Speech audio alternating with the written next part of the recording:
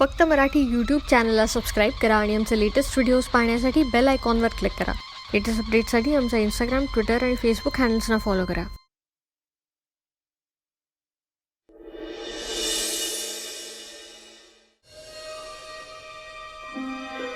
मला तर काही सुचत नाही. रागाच्या भरात आपण शैलेंद्रला सगळं खरं सांगून बसलो. आता या घरात आपल्या बाजूने ना शैलेंद्र म्हणाली आहेत ना आपला मुलगा. मला तर कधी कधी वाटतं त्या मुलीचा जाऊन एक मिनिट माया, एक मिनिट. रागराग करून ना काहीही होणार नाहीये. तुरुंगात राहून मी एक गोष्ट नक्कीच शिकलोय. आपल्याला जे करायचं ना तेच करायचं, फक्त याचा वापर. या नात्यांच्या भांडणामध्ये बळाचा नाही, बुद्धीचाच वापर करायला लागतो. माझ्याकडे इतके पेशन्स उरले नाहीयेत आता.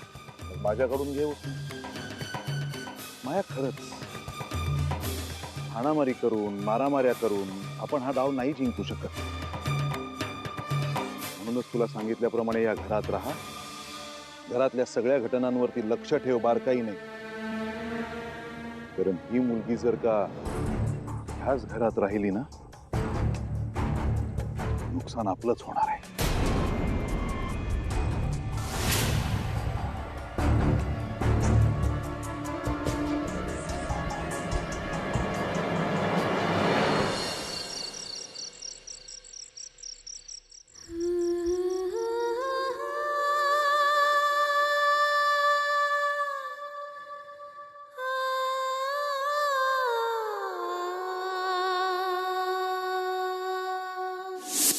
मला सांग लेखा, हे दत्तक घेण्याला तू तयार झालीयस?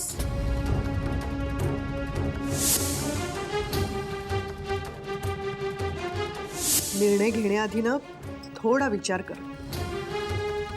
काय आहे, शैलेंद्र आणि मनाली काही तुझे सख्खे आई वडील नाहीयेत.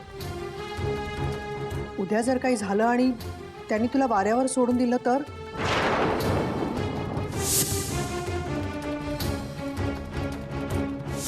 आता तू या घरातून कशी जात नाहीस ना तेच बघते मी. कुठेही जाणार नाहीये ती.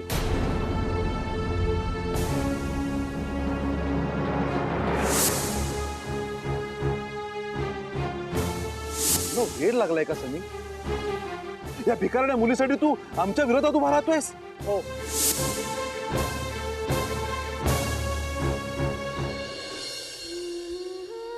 काय चाललंय या घरात माझ्यामुळं? समधी खुश होती, पर मी आले आणि ते समधी भांडायला लागली. साहेब, माया आत्या आणि मनाली ताई या समध्यांमध्ये भांडणं व्हायला लागली.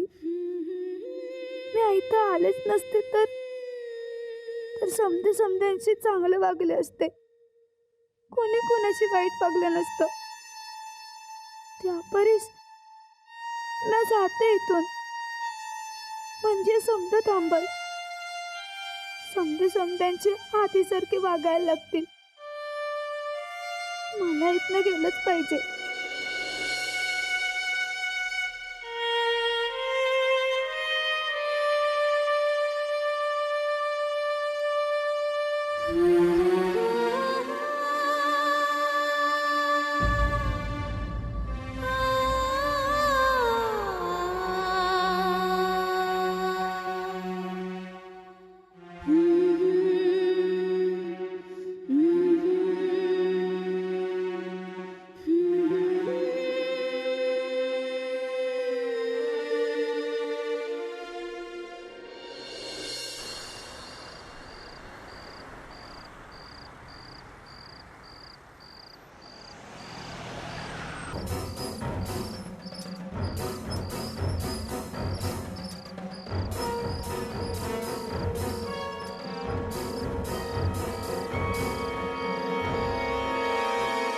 ये. मी तुझीच वाट बघत होतो. मलाही जरा बोलायचं आहे तुझ्याशी. बोल. हे काय चाललंय समीर तुझं? तेच विचारण्यासाठी मी तुझी वाट बघत होतो. म्हणजे तुझं हे सगळं काय चाललंय? तू मला जाब विचारतोयस? हो. नाही, विचित्र वाटेल तुला, पण तेच सत्य आहे.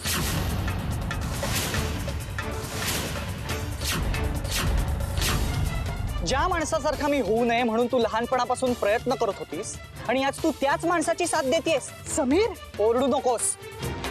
तू ओरडल्याने ना सत्य बदलणार आहे ना प्रश्न. समीर, सगळ्याच गोष्टी मला तुला समजावता नाही येणार. प्रयत्नही करू नकोस. मला समजूनही नाही घ्यायचे. अरे म्हणजे आपण काही बोलणंच मूर्खपणाचं आहे. अच्छा, म्हणजे तू जे करतेस तो शहाणपण आहे का?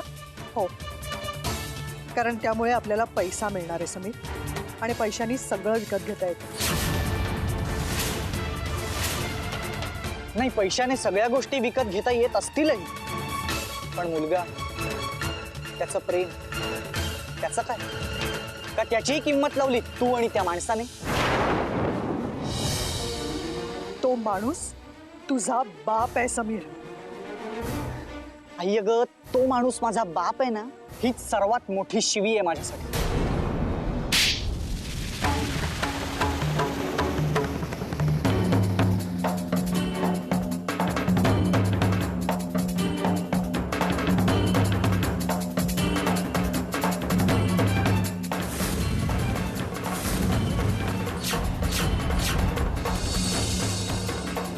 आई, तू मला मारून टाक,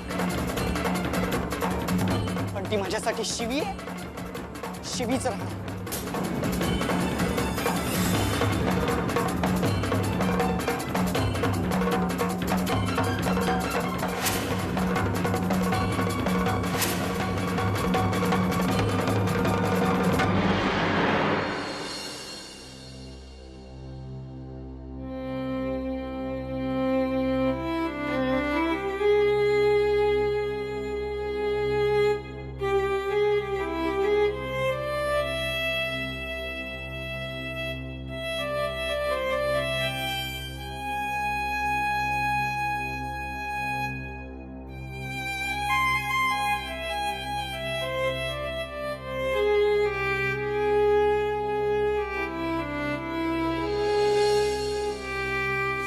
तो वाकडे येईल आणि इथून तिला घेऊन जाईल याचाच विचार करत असते सारखी ती.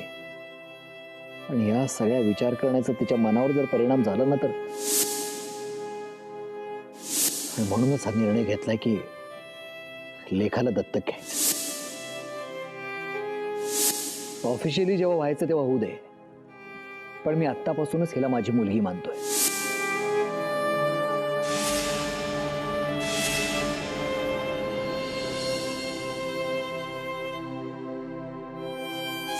कायद्याने आई होणं आणि मनाने आई होणं यात खूप फरक आहे, हे मला माहिती आहे.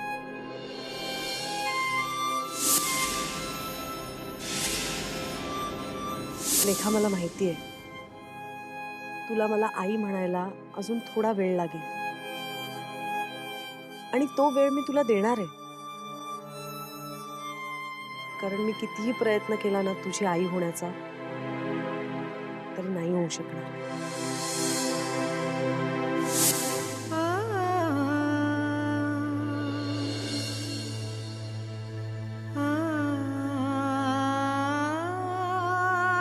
साहेब, ताई, तुम्ही मला तुमच्या घरात ठेवलं. ऐकल्या मुलीसाठी एवढं समज केलं. आता तुम्ही माझं एकलेपण बी दूर करायला निघाला होतात ना. तुमचे उपकार जन्मभर नाही विसरणार. या घरानं मला माझी समधी नाती परत केली. माझ्या आया बाबांनी तुम्ही माझ्यावर लई प्रेम केलं, पण माझी सावली बी इथं राहिली तरी बी या घरातलं सुख हिरावून जाईल. आणि त्यासाठी न सौताला कवा बी माफ नाही करू शकणार. म्हणून मी इथून जात आहे.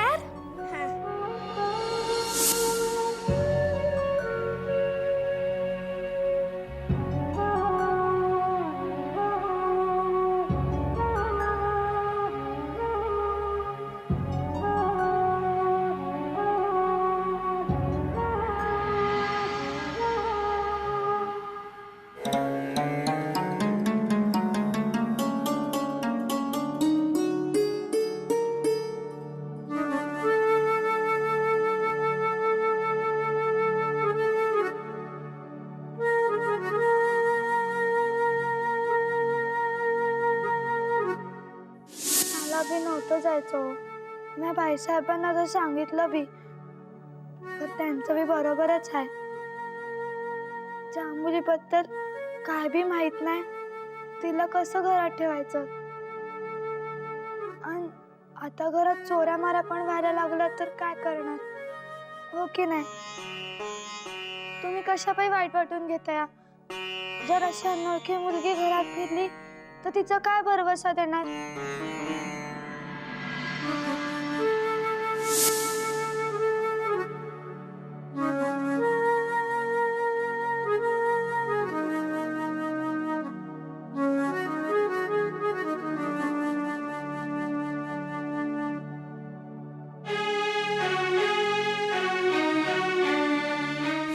साहेबांना सांगा त्यांचे लई उपकार आहे तो म्हणून. वेडी आहेस का तू? उपकार काय मानतेस त्या? आई वडील आपल्या मुलांवर कधी उपकार करतात?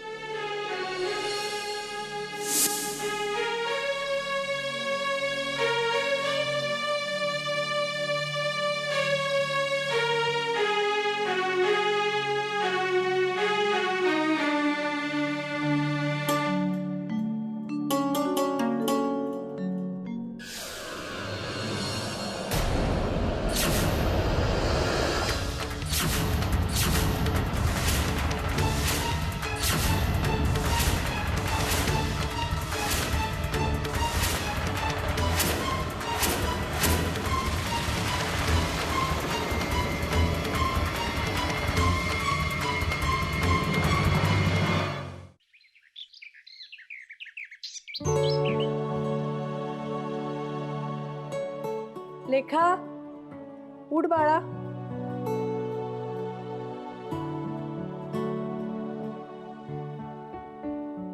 हे लेखा उठ, आज खूप कामं करायची आहेत. अगं आज दत्तक विधी आहे, कपडे पण घ्यायचे आहेत तुला जाऊन. चल चल उठ.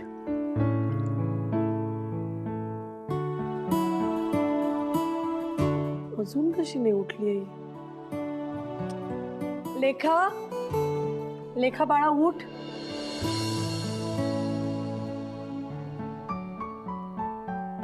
लेखा, आवरलं का ग? लेखा,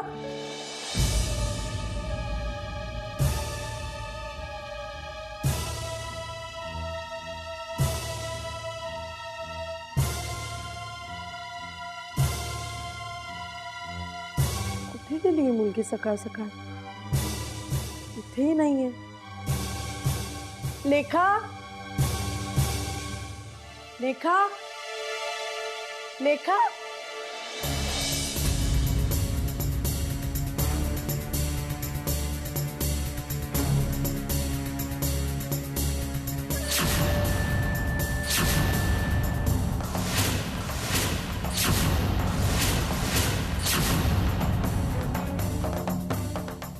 शैलू,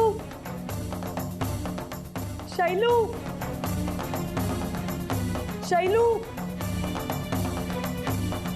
काय ग, काय झालं? अरे लेखा कुठे दिसत नाहीये.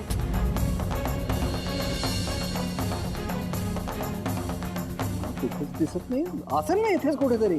हो सगळीकडे पाहिलं, तिच्या खोलीत, आपल्या खोल्यांमध्ये कुठेही नाहीये ती. बाहेर बघितलंस का? सकाळ सकाळ कुठे बाहेर जाणार आहे ती? दरवाजा उघडा याचा अर्थ एवढाच की तुमची ती मानलेली मुलगी घरातून पळून गेली.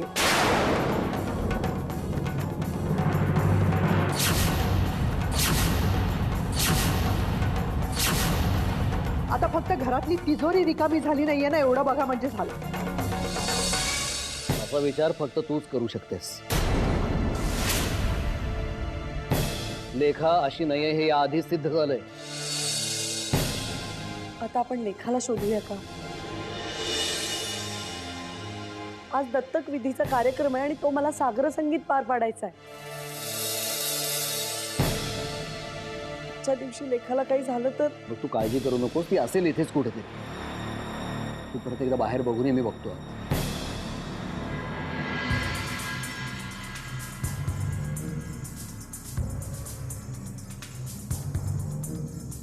कुठे गेली असेल? प्रशांतला कळवायला हवं.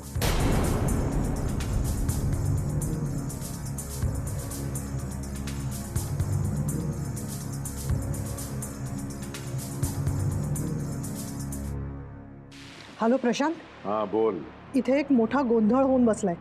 हो, भागवतांच्या घरात जर गोंधळ नाही झाला तर काय मजा. म्हणून तर तुला तिथे ठेवलंय. हो, तुम्ही मस्करी काय करताय? ती लेखा गायब झाली आहे रात्रीपासून. कुठेही पत्ता नाही आहे तिचा. सगळे शोधतायत. काय सांगतेस काय?